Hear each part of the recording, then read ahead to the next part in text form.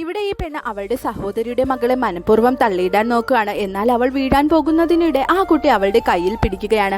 എന്നാൽ പെട്ടെന്ന് തന്നെ ആ കുട്ടിയുടെ അമ്മയും അനിയനും അവിടേക്ക് വരികയാണ്. എന്നിരുന്നാലും അവൾക്ക് പരിക്കുകളൊന്നും പറ്റിയിട്ടില്ലായിരുന്നു.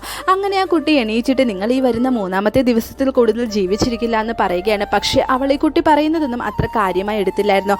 അങ്ങനെ 3-ാമത്തെ ദിവസമായപ്പോൾ ഇവൾക്ക് ക്ഷീണമൊക്കെ അനുഭവപ്പെട്ടിട്ട് ഇവൾ തളർന്നു വീഴുകയാണ്. ശേഷം ഇവളെ ഹോസ്പിറ്റലിലേക്ക് കൊണ്ടുപോകുമ്പോൾ ഡോക്ടേഴ്സ് വരെ ഇവളെ രക്ഷിക്കാനാകില്ല എന്ന് പറഞ്ഞ് കൈയൊഴുകയാണ്. പെട്ടെന്നാണ് ഇവൾക്ക് ആ കുട്ടി പറഞ്ഞ കാര്യം ഓർമ്മ വരുന്നത്. ഇവൾ വേഗം തന്നെ ആ കുട്ടിയുടെ അടുത്തേക്ക് വരികയും അവളെ രക്ഷിക്കണമെന്നും പറയുകയാണ്.